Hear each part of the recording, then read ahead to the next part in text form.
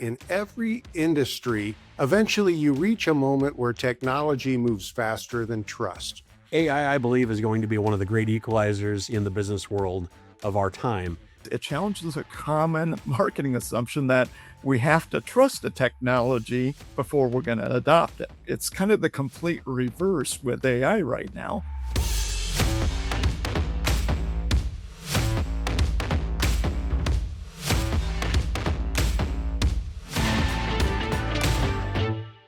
Welcome to Building Brand Gravity. I'm Steve Halsey. And I'm Ann Green. I'm glad to be back on the pod with you, Steve. Same here, Ann, same here. So one of the things we've talked about throughout this series is that in every industry, eventually you reach a moment where technology moves faster than trust. And that's a topic we're hearing more and more. And when that happens, organizations have to figure out how are they going to bridge that gap if they want their innovations to succeed. So today we're looking at that challenge through the lens of agriculture. And as many of our listeners may know, we have two agencies under our group, MorganMyers and Gittins Business Communications. And across both firms, our teams have spent literal decades helping companies across the agriculture and food value chain really introduce new technologies, everything from crop protection and seed innovations to precision agriculture, sustainability initiatives, digital farming, and even now, different ways to integrate artificial intelligence into their operations. And like many of the complex sectors we focus on, in agriculture, adoption is not driven by marketing hype. It's earned through trust, proof, and real-world results on what I would call farms like mine. Mm-hmm. And I loved how you framed that earlier, Steve, when technology moves faster than trust. I agree that's an incredibly important point for communicators and marketers and really all leaders to reflect on right now. So all of our listeners. And I think it crystallizes one of our key challenges and frankly, opportunities in this moment. But I also really agree with your observations about the agriculture sector. You know, we closely follow a number of different sectors right now. And I think agriculture is one of the most fascinating to study when it comes to AI, because on the one hand, people often think of AI as something brand new, but agriculture, as you know, some of our listeners who know this sector understand, has been using AI embedded or driven technologies for a lot of years. And you mentioned precision agriculture, but there's also robotics and drones and sensing technologies and also predictive analytics. Yet the underlying technology is evolving fast. And I think the bigger change is that generative AI has suddenly become so accessible to almost everyone with a smartphone or laptop. So that's a bit of the change now from what we've seen. And that's causing an explosion of new opportunities and tools and insights, but it's also causing a whole lot of noise to sort through. And it can be hard to know what to follow and what to trust. Exactly. And you know, that's one of the reasons why MorganMyers recently conducted some proprietary research, and it was with farmers, ranchers, and ag retailers to better understand how they're actually using AI and maybe, probably most importantly, whether they trust it. You know, and some of those findings were really, really interesting. You know, nearly half of farmers told us that they are already using general AI tools with some regularity to support their operations. But most really view it as still experimenting rather than really relying on it every day to make kind of key decisions around the farm. Yeah, I noticed that too. I mean, God, the research has so many data points in it that are pretty fascinating. But what stood out to me wasn't hesitation toward technology. You know, folks who are not connected to ag sometimes miss how incredibly advanced and tech savvy this sector is. I think what stood out more to me, and I'm sure to you, was the distinction between, I guess we'd say, usefulness and trust, right?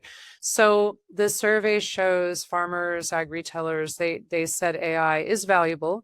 84%, that's high, said it's delivering at least some value to their operation.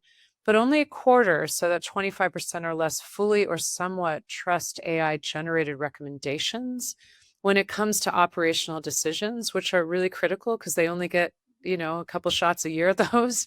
And that's a pretty remarkable gap. And it's one, frankly, we're seeing in many other sectors and more widely across society as a whole. Yeah, I mean, that really is such a remarkable gap. And when you dig deeper, the reasons are incredibly practical. Farmers want AI just like the rest of us. Help me save time, organize information, become better at my decision making.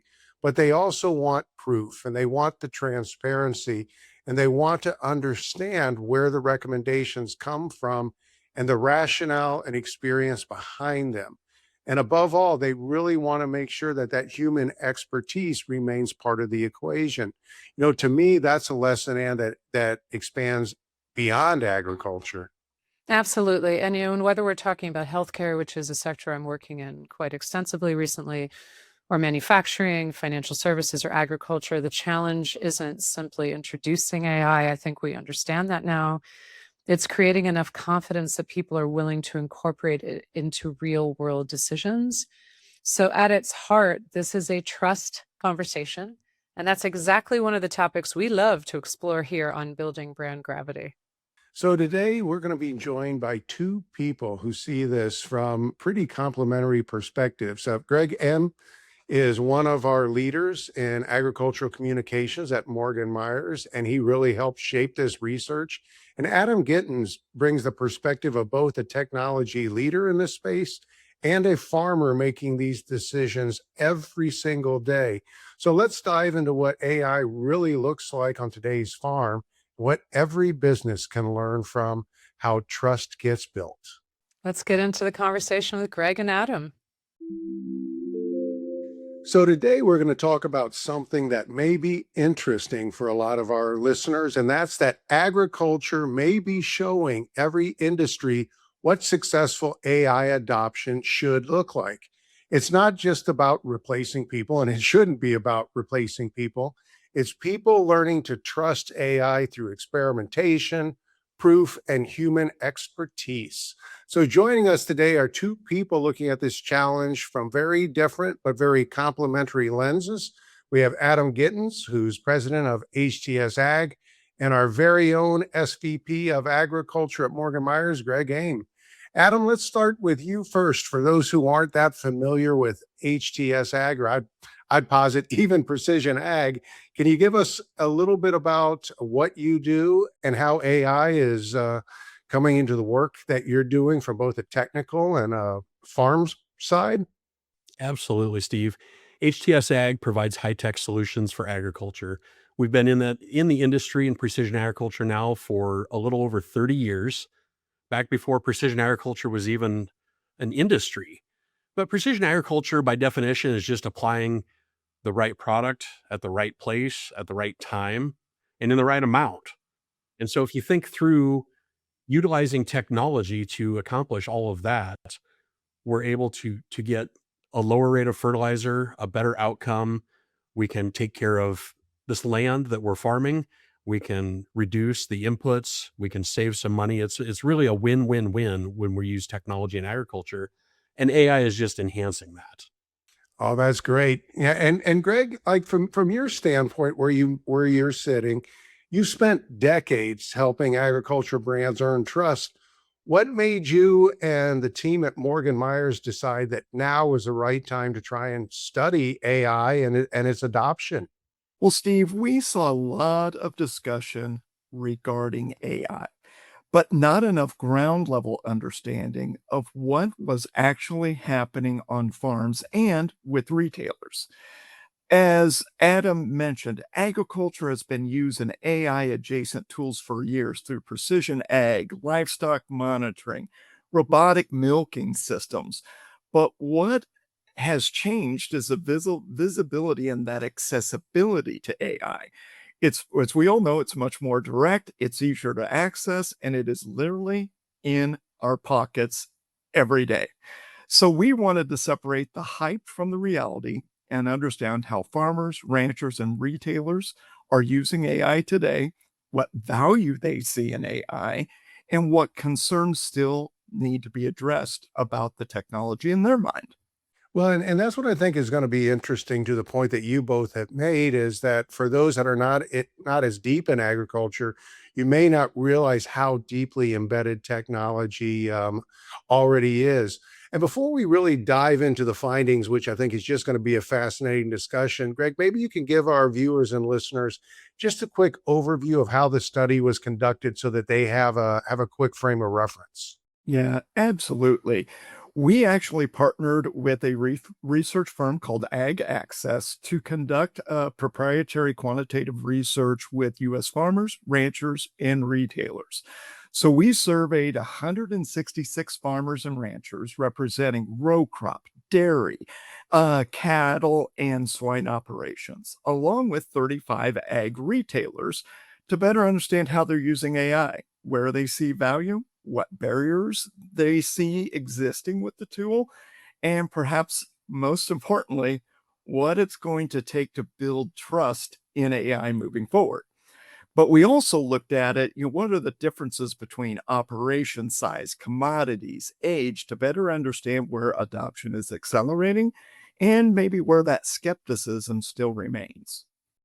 Well, there's lots of good stuff to get in here, and I'm gonna pull out my handy dandy little cheat sheet here, Greg. But these were 8 of the key findings that came out of the MorganMyers research. The first was that AI adoption is already meaningful, with nearly half of farmers and ranchers using general AI to support their operation with some regularity. The second big finding was that AI usage, though, is still largely experimental. Frequent use among farmers and ranchers was actually on par with what we're seeing in the broader US workplace.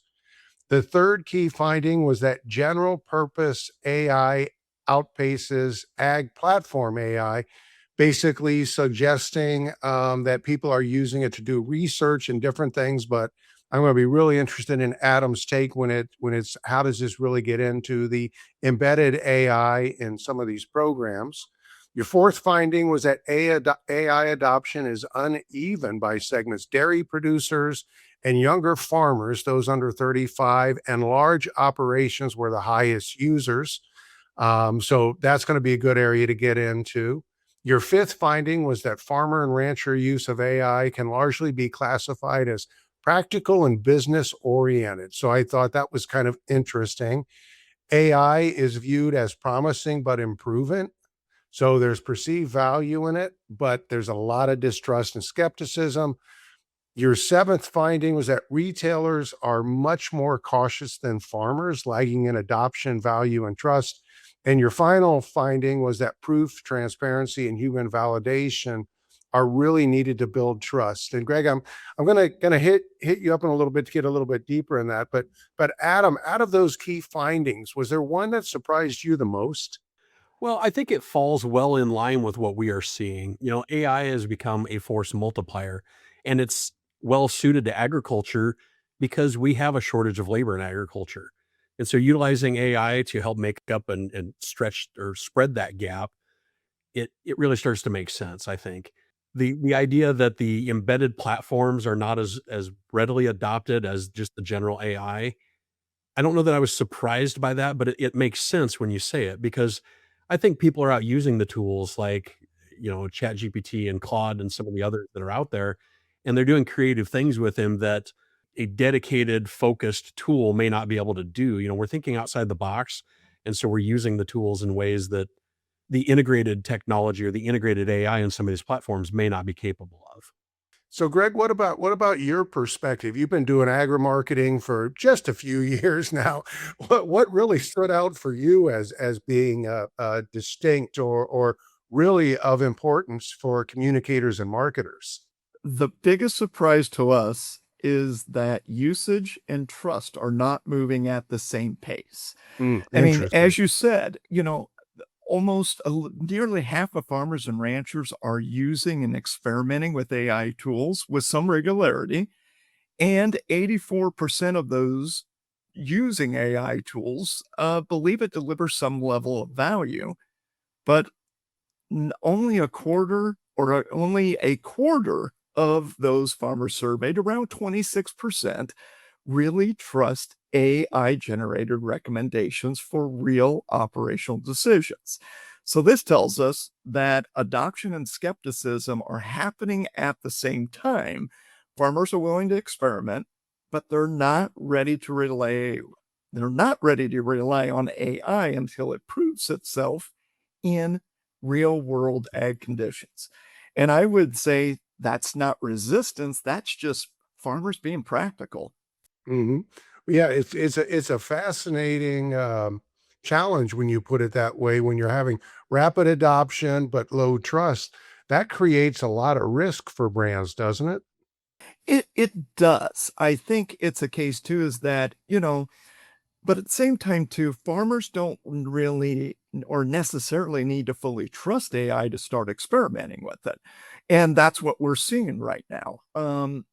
They're using it in practical, low risk manners and ways. But they're also comparing against their other data that they collect on their farm, their experience, and their judgment. So, when we did the survey, we asked, how are you using it? Well, they're using it for product research and comparisons, helping them write communications and email. But they're also using it maybe to pressure test some of their ideas, maybe some of their plans, and maybe some of their decisions. And but so the model maybe looks a little bit more like it's experimentation first, then we validate the results, we build confidence, and then trust gradually grows. And, I think that matters because it challenges a common marketing assumption that we have to trust the technology before we're going to adopt it. It's kind of the complete reverse with AI right now. And if AI keeps proving useful, that confidence is going to continue to grow. And that's how trust will start to form long term. So Adam, what about from your perspective? So if you have experimentation, you have trial, maybe you have some second guessing of the recommendations. I mean, how is this kind of adoption that Greg is talking about, rapid adoption, low trust? How does that impact how you guys work with customers or how you're delivering solutions? Well, and I think that can be explained if anyone that has used AI is aware that it can confidently lie to you. That's something that's of significant importance. I think the idea here is trust but verify. Anything that AI puts in front of me, I want to make sure I've got sources to back it up. But that fits well with what we're seeing for the use case where writing that email, it may be able to generate the first draft. We go back through and proofread and edit and finalize that, or building presentations, or even crunching data. If I have an AI model do math for me, I ask it to show me its work. I treat it like a school student would, and the teacher asking for the work to be shown, because it can get ahead of itself and not give you a correct answer, and that can really start to snowball the project in a bad way. Yeah, and one of the things that you had mentioned when we had a quick discussion before we started, you were just talking about some of the ways you're using it really practical when meeting summaries, but even things like coding and ROI calculators. So maybe you can talk a little bit from both like the precision ag and ag tech side of things. What is this unleashing for you, and what lessons can those maybe who aren't in ag take from how you guys are really leading that adoption? AI, I believe, is going to be one of the great equalizers in the business world of our time. And I say that because I have the ability as a small company to put out products or put out information to my customers that previous were unaffordable to me. I can quickly sit down and I can use an AI tool to generate an ROI calculator. Precision agriculture is heavily focused on the return on investment. If we can save 10 or 15% of the seed that they're going to plant by not overplanting it, and we can start to look at all of these different angles and different approaches. Well, we've for years used an Excel spreadsheet to show them the math and put their numbers in, give them back some information about how it impacts their operation. Well, now we have that in a web portal. It's generated in HTML. It's much cleaner. It's much sleeker.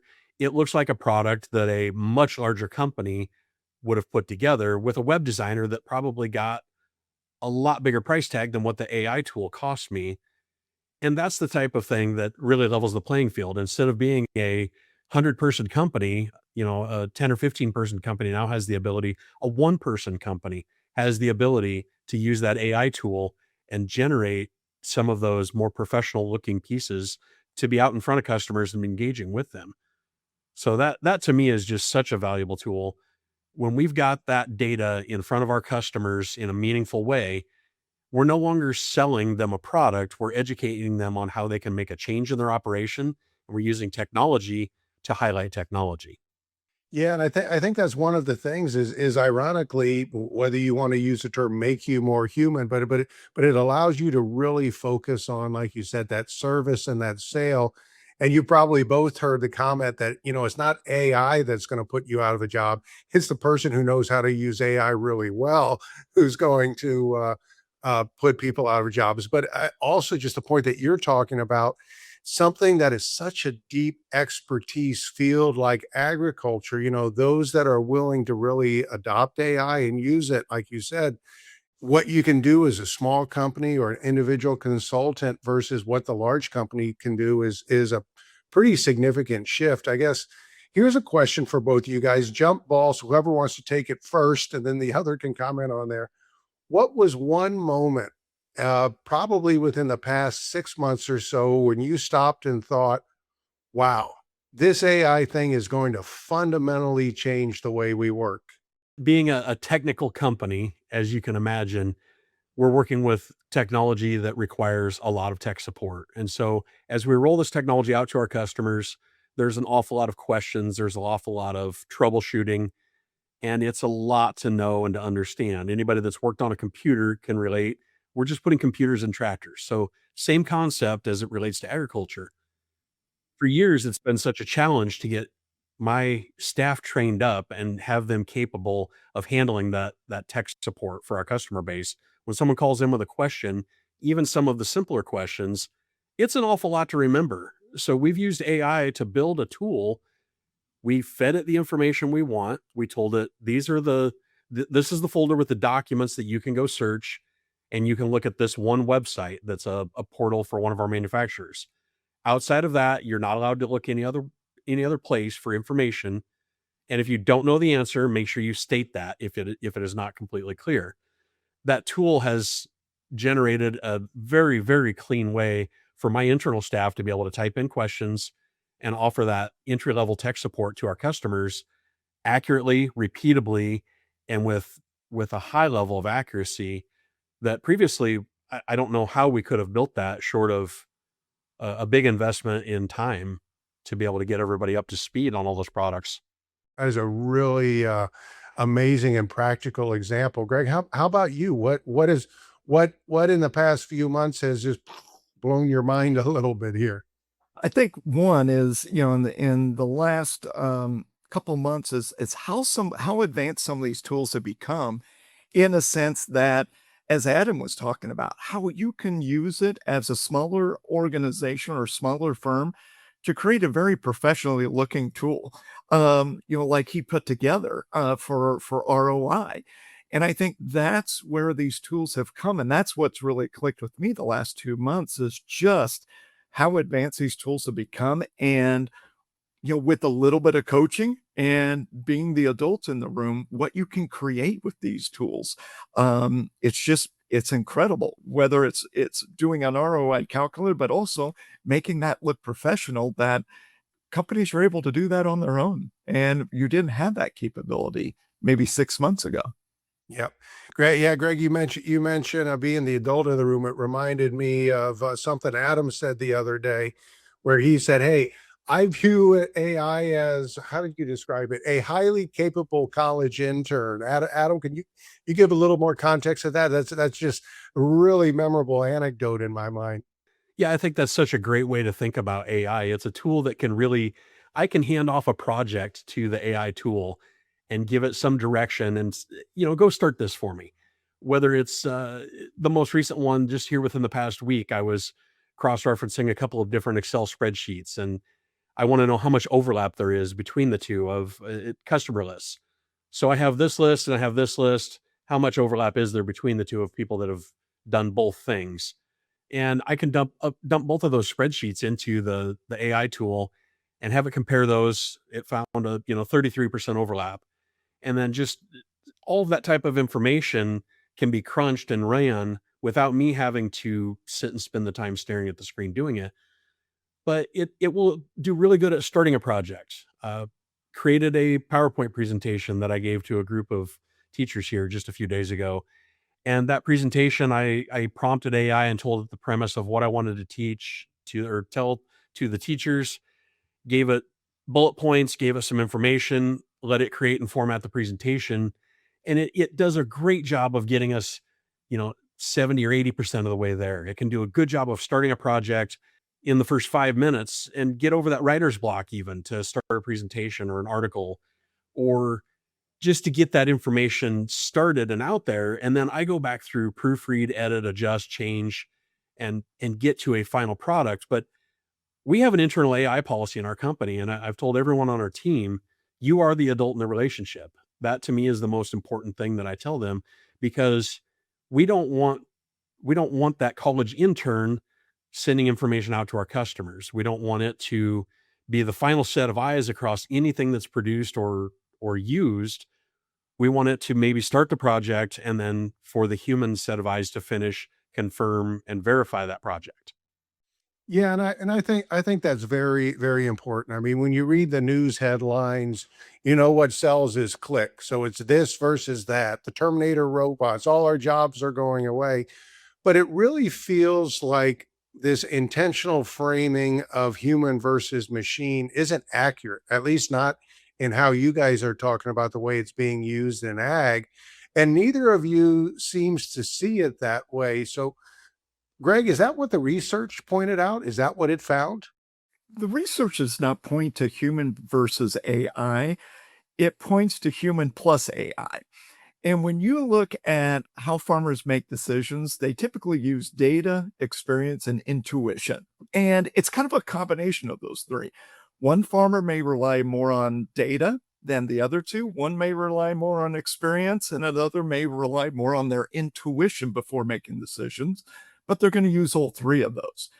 AI can just help strengthen that. It can help speed up the analysis, but it still has to be filtered through human judgment.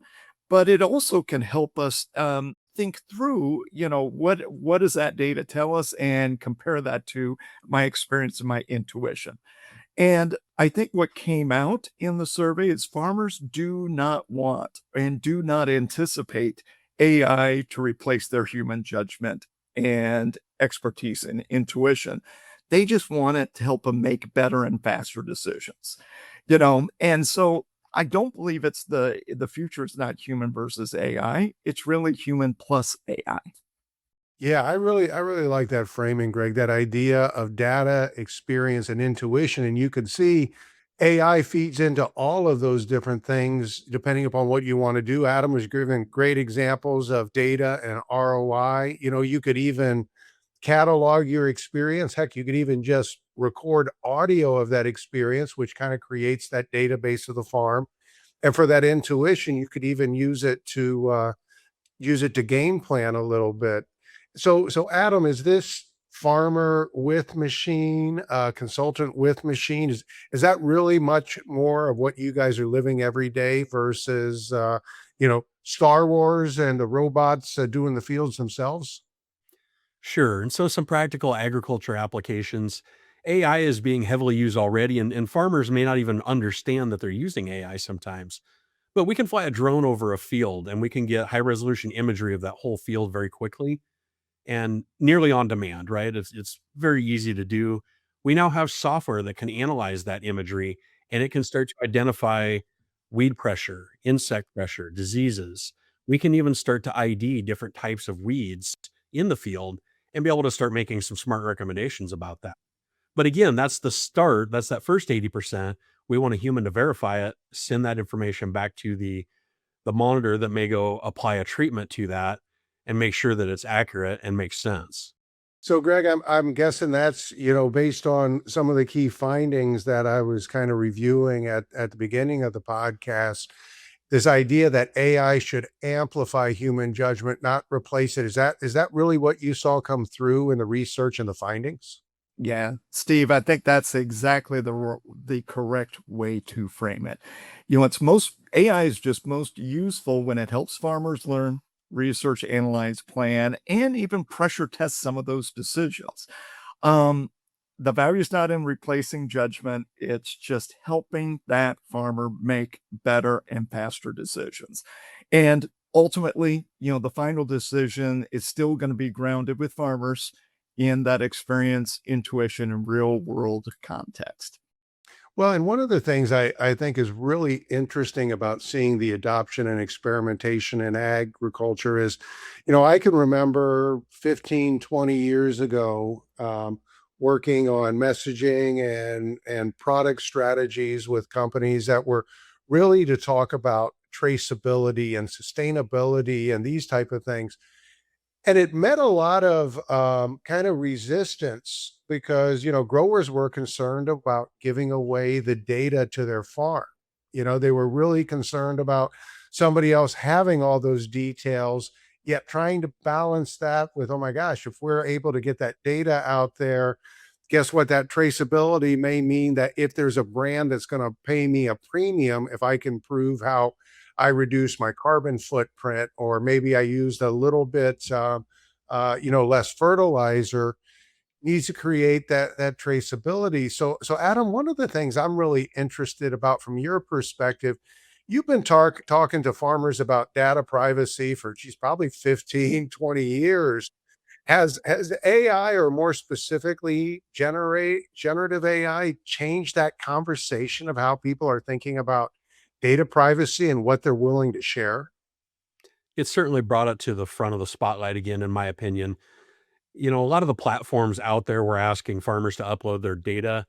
And the thing that I often told our customers, if it's free, you are the product. They're gaining value from your data in some fashion.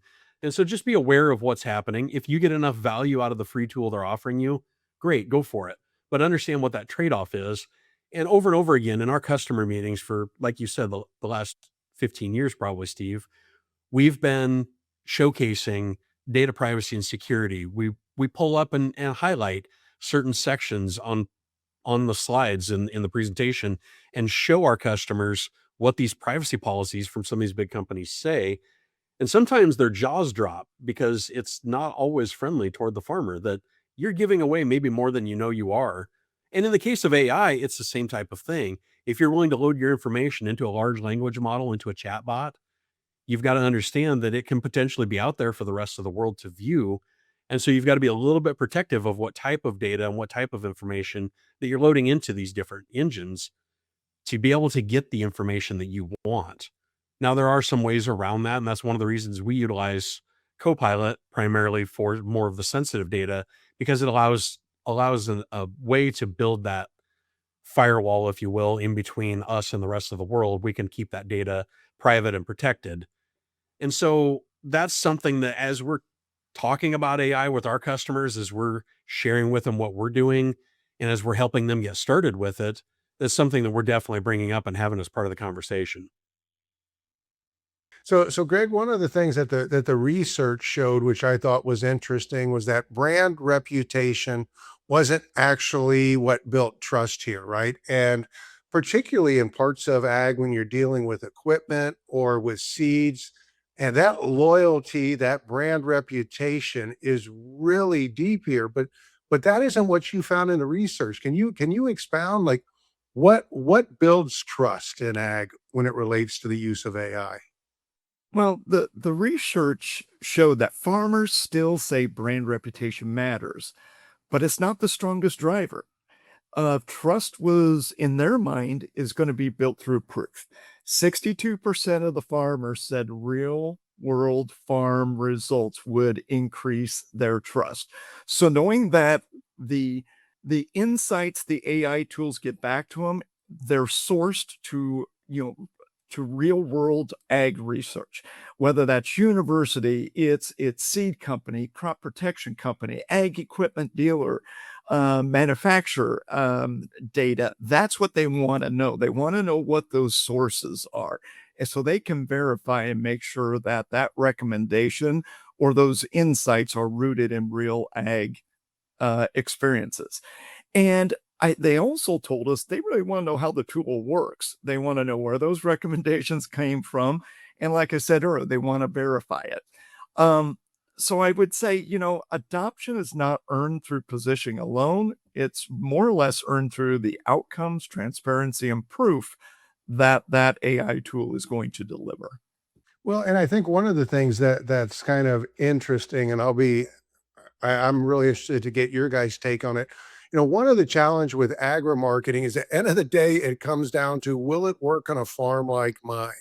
Okay, I'm farming in Northeast Missouri. That doesn't mean everything that happens in Northeast Missouri is applicable to my farm. Even what happens in the county may not be applicable to my farm, but maybe, 2 farms down the dirt road, that is really what becomes relevant to a farm like mine. So what are your guys' respective thoughts on how localized the AI recommendation can actually get? Or Adam, maybe that's that data set, or maybe that's where your team's expertise comes in with the knowledge of that farm. But how do you really make it relevant to a farm like mine? Well, and that's always the big question.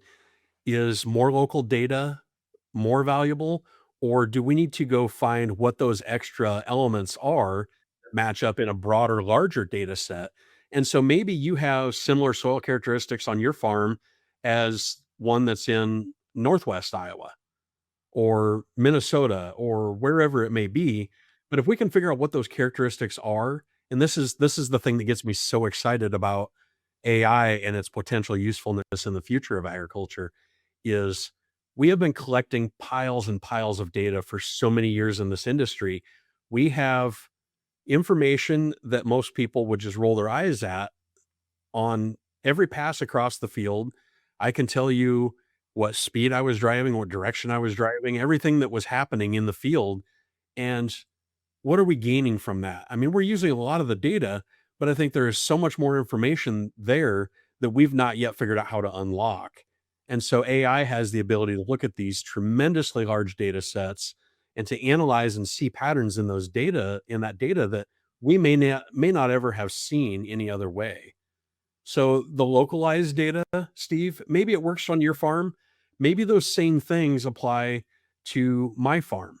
And we can figure out what those things are that overlap and align between our farms.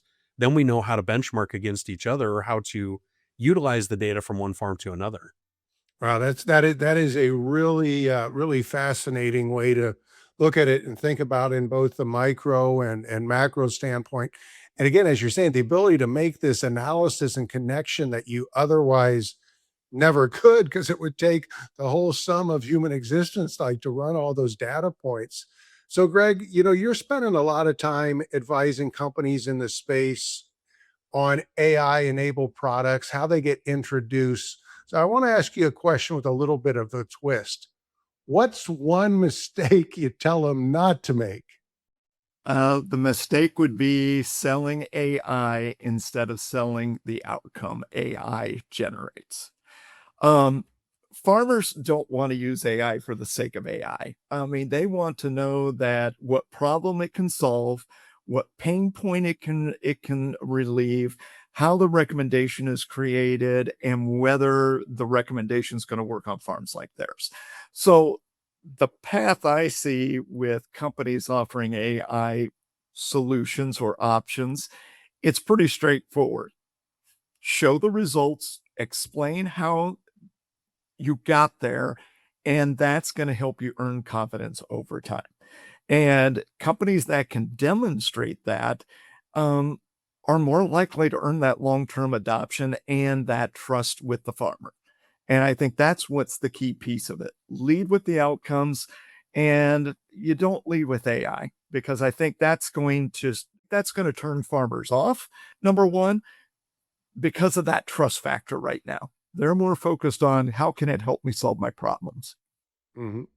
All right. So Greg got the one mistake you tell them not to make. Adam, what's one thing that you would tell them to do to see positive growth in their business?